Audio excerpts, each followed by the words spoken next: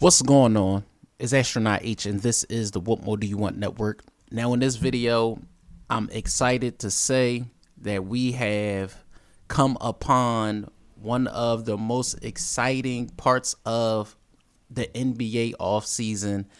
And to me, that is training camp is about to begin. So, with that being said, this is the part of the season where I, as a content creator, get to discuss teams and what I think their record would be coming up and where was I as far as the past season, etc., etc. And in this video, I will start off by discussing the Brooklyn Nets. A Brooklyn Nets team who last season had the likes of Kyrie Irving, a Brooklyn Nets team that last season had Kevin Durant and also Ben Simmons. They did not end the season with Kyrie or KD, but Ben Simmons was there. He did not play due to lingering injuries that he was dealing with the past season.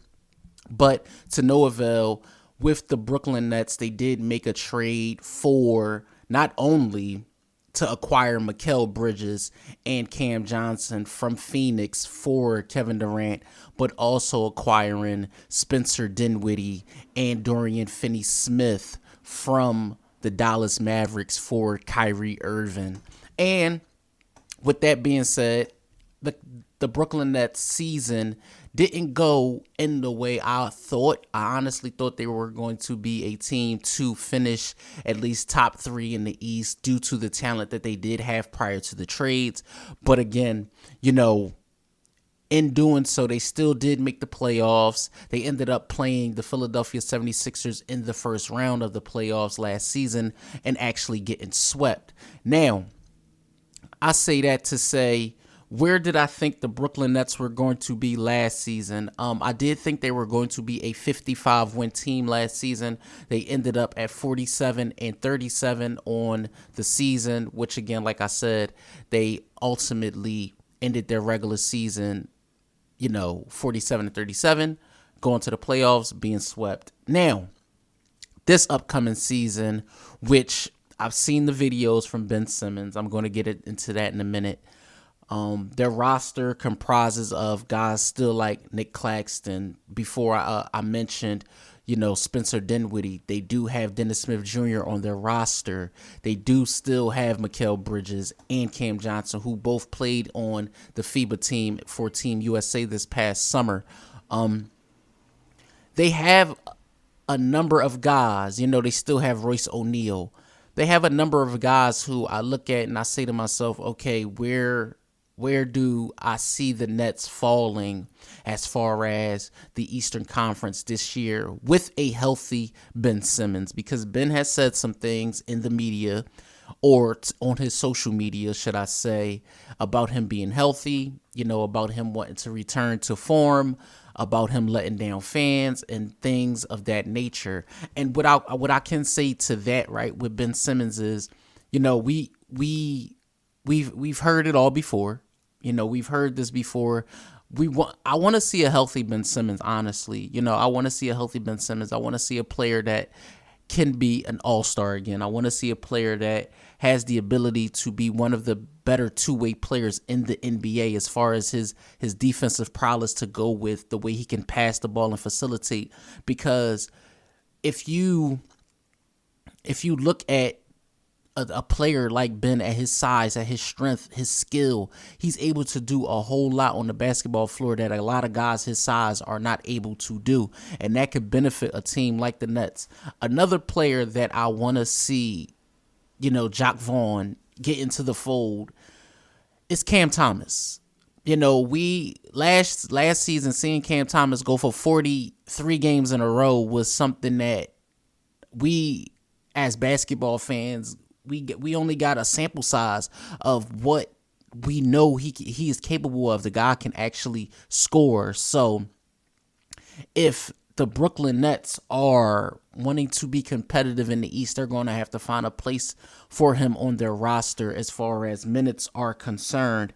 Then when you look at, again, like I said, the Eastern Conference, and you look at other teams, Nothing is set in stone as far as with the Miami Heat's roster or teams like the Pacers or the Sixers. All these teams have been in trade talks lately over the past week.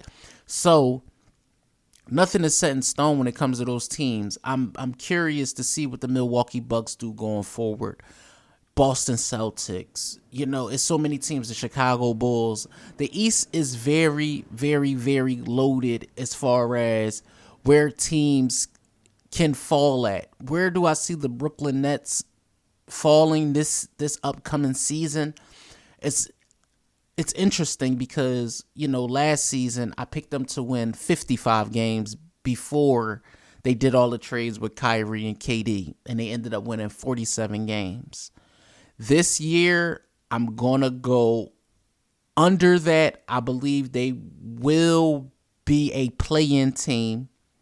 I believe the Brooklyn Nets will win 43 games this season. I believe the Brooklyn Nets will win 43 games this season. They're going to hover right around that play-in, tournament. They're going to be right in that with other teams in the Eastern Conference with similar records. But they have to prove to me that they can, be better than they were a season ago, to put them in the likes with the some of the top teams in that same conference. But as far as where do I see them ending the season, I see them being a play-in team, possibly getting in to that 8th seed, similar to what they were a season ago. But again, like I said, this is all predicated on, one, the health of Ben Simmons, the coaching of Jacques Vaughn, and just can they come together as a team, because it's a lot of new pieces, and what are they going to do with Cam Thomas?